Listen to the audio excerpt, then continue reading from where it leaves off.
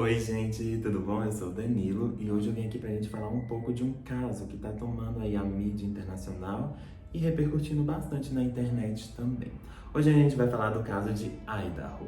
Idaho é um dos 50 estados dos Estados Unidos localizados na região dos estados de montanhas rochosas. Atualmente, Idaho conta com mais de 1 milhão de habitantes e é muito conhecido por ser uma região de universidades, uma região bem universitária. E o caso de hoje que a gente vai falar é sobre o assassinato de uns universitários da Universidade de Idaho, tá? Que aconteceu no final do ano passado. Então é um caso bem recente e então por isso que as informações que eu tô trazendo aqui são informações que algumas vão ser teorias, outras especulações, algumas já são confirmadas, né? E informadas pela polícia da região. Como é um caso bastante recente, ainda está em investigação.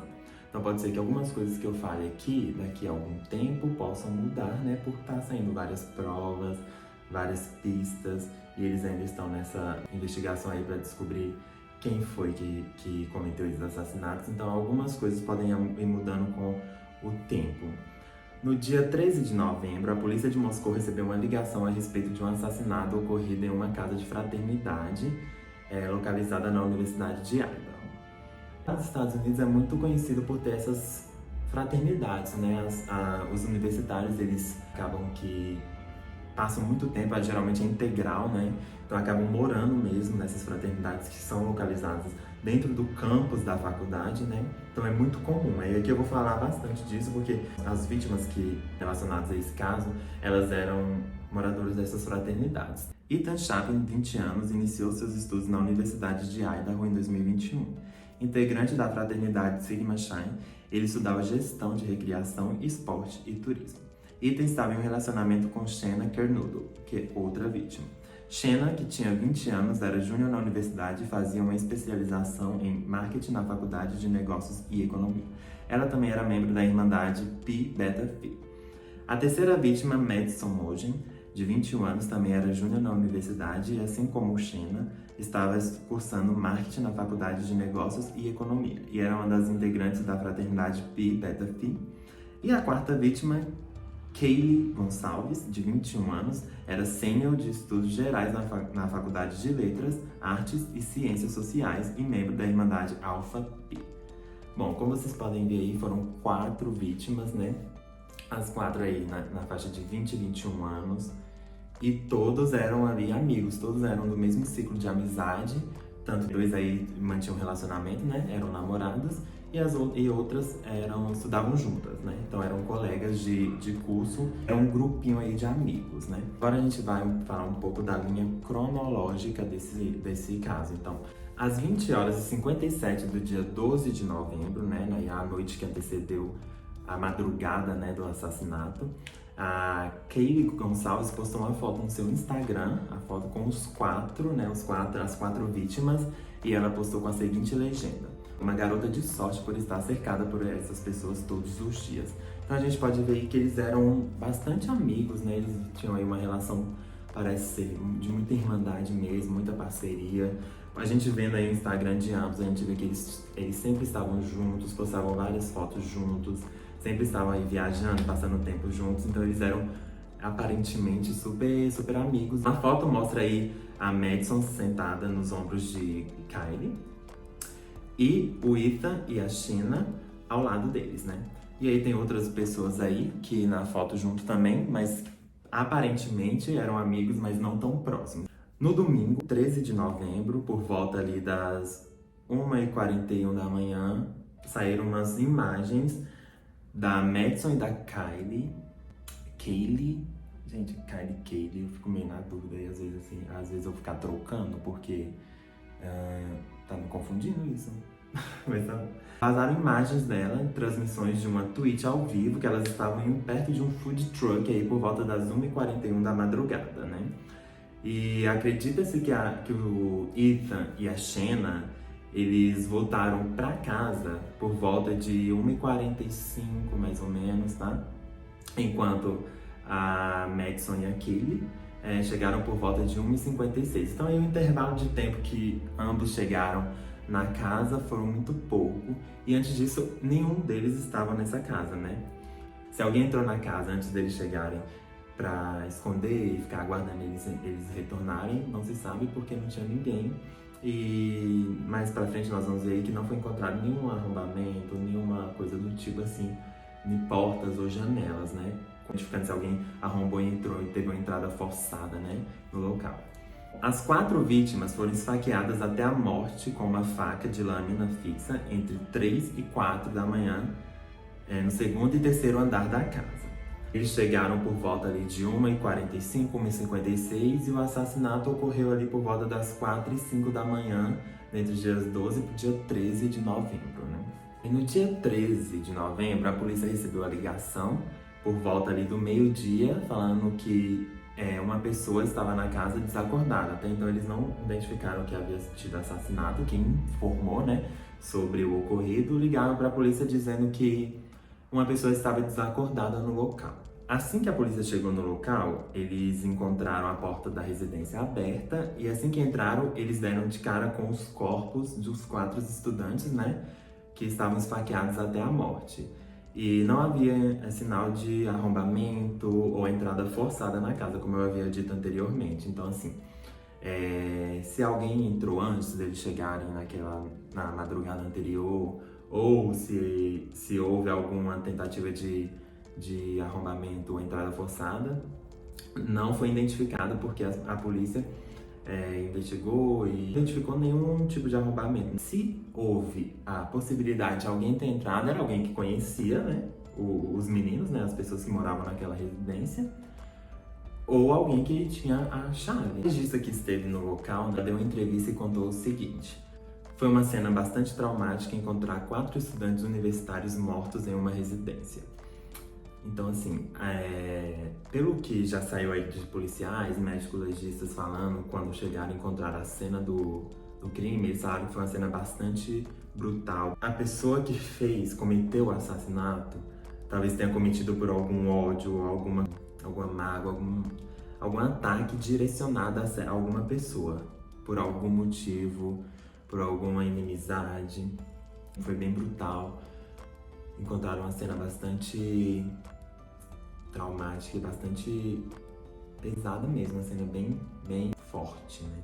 No dia 15 de novembro, os moradores de Moscou, né, onde reside a universidade, onde aconteceu o assassinato, estudantes e familiares das vítimas, eles começaram a criticar bastante as informações divulgadas pela polícia. Eles estavam alegando que a polícia estava divulgando pouca coisa, sendo bem cautelosa em divulgar, talvez sabendo mais do que estava informando, deixando eles meio assim, sem estar muito a par do caso e do acontecido. Então, assim, alegando que deles estarem ocultando algumas informações, com qual motivo não se sabe. Eles ficaram bem frustrados com relação à polícia estarem divulgando pouca coisa. No dia 16, houve uma coletiva de imprensa, na qual a chefe de polícia do estado de Moscou revelou aos repórteres pela primeira vez que haviam 2 colegas de quarto na casa que não haviam sido feridas. Ou seja, uma das pessoas provavelmente deve ter ligado para a emergência, né, por volta ali do meio-dia. Deve ter sido uma dessas 2 pessoas que estavam com eles, mas elas não foram feridas nesse ato aí, né, na hora do crime. Ou seja, por que não foram? Será que conheciam as pessoas que entraram ou a pessoa que entrou para cometer o assassinato? E aí ficou muito esse questionamento. Sabe? Dia 17 de novembro, a polícia soltou um comunicado confirmando que as mortes tinham sim sido homicídio, né? E veio a imprensa emitindo essa nota falando que as mortes tinham sido homicídio por esfaqueamento. Mas aí eles estavam esperando só mesmo investigar mais a fundo, ou ter mais algumas pistas, ou algo, né? Algumas informações a mais para poder fazer esse comunicado para a imprensa. Nessa mesma coletiva de imprensa, a policial, ela informou que as pessoas foram atacadas, né? As vítimas foram atacadas enquanto estavam dormindo. Como pessoal, como eu já havia falado aqui anteriormente, né? Por ter sido muito brutal e muito sangrenta a cena que foi encontrada, eles especulavam que teria sido algo meio pessoal mesmo, porque algo de ódio, alguém estava com ódio de alguma dessas vítimas, né? E foi lá e cometeu esse assassinato. Eles vieram aí com essa pauta aí de tecido pessoal. O que faz muito sentido por ser uma cena muito sangrenta. Geralmente quando é algo que não é pessoal, um serial killer, algum assassinato em série, algo do tipo, ou assalto, ou roubo, geralmente eles querem matar rápido ali só pra se livrar daquilo e ir embora, né? Mas quando é algo mais pessoal, por ódio, alguma coisa do tipo, a pessoa vai com aquela sede, aquela ganância pra matar e acaba fazendo uma cena mais brutal, né? No dia 18, a polícia soltou uma nota falando que as sobreviventes, né, aquelas duas pessoas que estavam lá e que fizeram a ligação para a polícia, elas não estavam envolvidas. Depois de várias investigações, constataram que não estavam envolvidas diretamente no caso. Então, assim, se tinha alguma suspeita e também o porquê que elas não foram atacadas, o porquê que elas foram as únicas sobreviventes daquele ataque, talvez que levasse isso a cogitar a possível participação, né, nesse crime. Aí eles comunicaram que não tinha nenhuma relação, eles não estavam ligados ao crime, mas também não falou a respeito de o porquê que foram as únicas sobreviventes, o porquê que não mataram elas. Há teorias na internet das pessoas falando que talvez essas pessoas estavam em algum outro lugar, né, da residência, em algum outro andar onde não estavam as vítimas. Talvez aí o assassino não chegou a ver essas pessoas e acabou que matou os outros 4 e foi embora, sem perceber que tinha mais gente na casa, entendeu? Pode ser que seja sim, que é o mais provável, porque é a única explicação, sem elas estarem envolvidas no assassinato, né? Seria a única explicação para elas não terem sido assassinadas também. Foi divulgado pela polícia um mapa aéreo traçando os movimentos finais das 4 vítimas desde a noite do dia 12 até o momento dos seus assassinatos. Então aí nesse mapa a gente consegue ver qual foi o percurso, como foram as últimas horas, né, o trajeto aí das últimas horas das vítimas até o horário do assassinato, né, que ocorreu de fato entre as 4 e 5 da manhã, do dia 12 para o dia 13 de novembro. E uma semana após o assassinato, as autoridades informou que ainda não tinham um suspeito na mira, por mais que já tivessem recebido mais de 600 ligações, denúncias, né, a respeito do caso, mas eles não tinham nenhuma pessoa ainda assim seria conclusiva ou que tinha prova suficiente para poder incriminar e para poder também, né, dar como suspeito do assassinato. No dia 22 de novembro, a polícia de Moscou investigou exaustivamente a respeito de algumas pistas que saiu a respeito de que a Kaylee Gonçalves tinha um stalker. E talvez esse stalker seria, né, o possível assassino ou a pessoa que tinha algum motivo pessoal para poder atacar, né? E seria a Kaylee, e aí acabou atacando os outros. Mas nada foi comprovado, eles não conseguiram achar nada a respeito conclusivo, assim, de que tinha realmente esse stalker e que ela estava sendo perseguida e que tinha alguém que estava atrás dela. Então, assim, foi uma pista que veio, porém não foi muito eficiente porque não conseguiram identificar nada a respeito disso. No dia 5 de dezembro, ainda sobre esse possível stalker que a Kaylee Gonçalves tinha, a polícia chegou a identificar um ocorrido que aconteceu com ela quando ela estava em um local público, em uma loja, e aí chegaram alguns homens, 2 homens na realidade, mais precisamente, e deu a entender que um deles estava meio que perseguindo ela, meio que olhando demais. Aí quando ela saiu da loja, ele meio que foi também atrás, perseguindo, de certa forma assim, né? Olhando bastante, vendo os movimentos e para onde ela ia. Só que esse homem não chegou a fazer nenhum contato verbal ou físico diretamente com o cara. Não tenha sido identificado. Então, assim, não descartaram essa possibilidade, um stalker.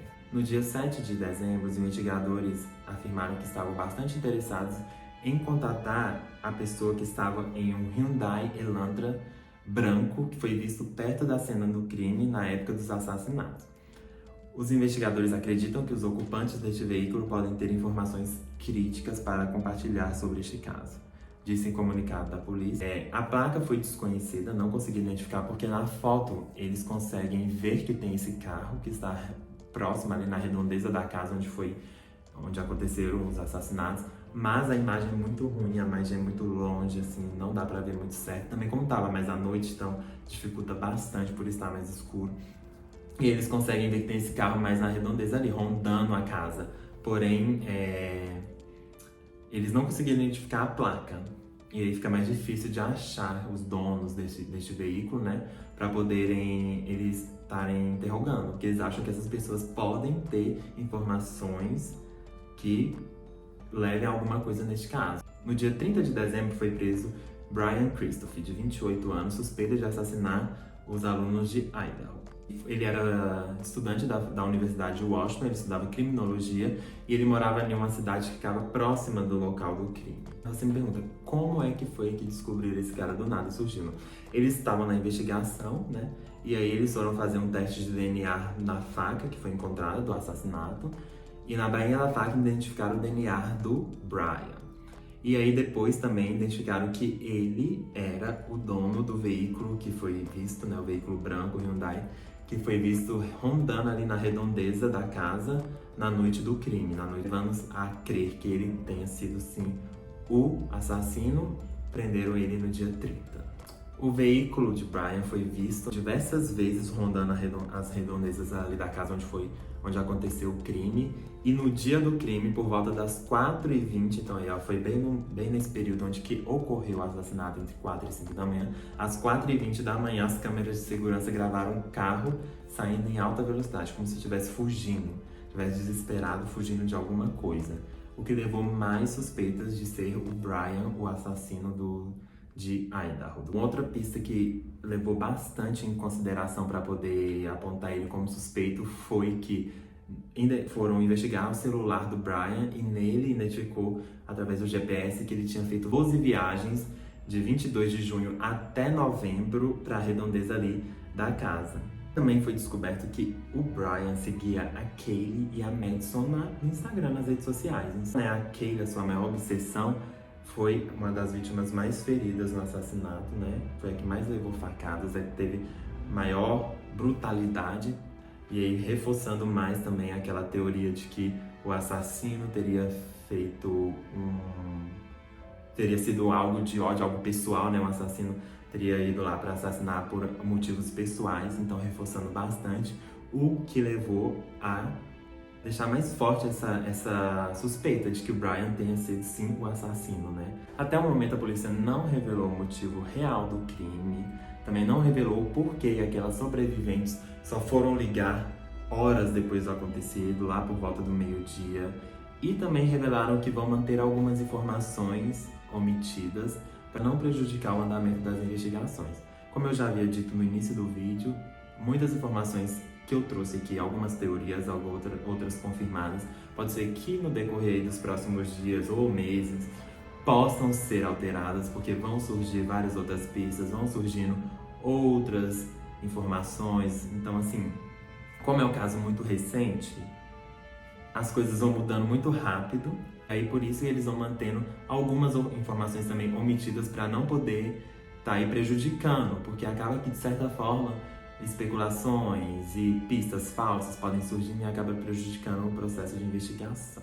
Agora eu vou trazer uma curiosidade para vocês a respeito do Brian, suspeito aí de ser o assassino dos alunos de Idaho. A irmã do Brian, Amanda, ela é atriz e ela protagonizou um filme há uns anos atrás em que ela era uma aluna também de uma universidade onde um assassino, um psicopata, matava alguns estudantes a facadas. Essa história é muito similar ao que aconteceu no caso de Idaho, né? Que são estudantes também que foram mortos a facadas. E foi muita coincidência o suspeito ter uma irmã que protagonizou um filme em que o caso tenha sido muito idêntico, assim, e acontecido bastante semelhanças, né? Entre a vida real e a ficção, né? E ser tão próxima do suspeito. Uma curiosidade bem bizarra, no caso. E é isso, gente. Hoje eu trouxe um pouquinho essa linha do tempo, essa cronologia aí do caso de Idaho. Como eu falei antes, né? É um caso muito recente, então muitas coisas podem mudar. E se houverem atualizações, se vocês gostarem desse vídeo, eu trago as atualizações aqui no canal para vocês. E comentem aqui embaixo se vocês já sabiam desse caso, se vocês já tinham ouvido falar deste caso, e o que vocês acham, quais são suas teorias, coloquem aqui suas teorias, me conte tudo aqui que eu vou amar saber, tá? Eu sou viciado em casos de true crime. Eu amo essas histórias, eu amo ficar lendo sobre, ouço podcast, eu vejo vários vídeos também a respeito. É um assunto que eu me interesso muito. E se vocês gostarem desse vídeo, eu posso estar trazendo mais aqui. E vocês me falem aqui também quais outros casos vocês queiram que eu traga aqui. E é isso, gente. Eu espero que vocês tenham gostado. Então deixe seu like, comenta, compartilhe o vídeo, tá? Que ajuda bastante. O canal é novo, então assim, vai dar bastante motivação pra gente continuar aí e trazendo mais vídeos pra vocês. E é isso, gente. Espero que vocês tenham gostado. Um beijo e até o próximo.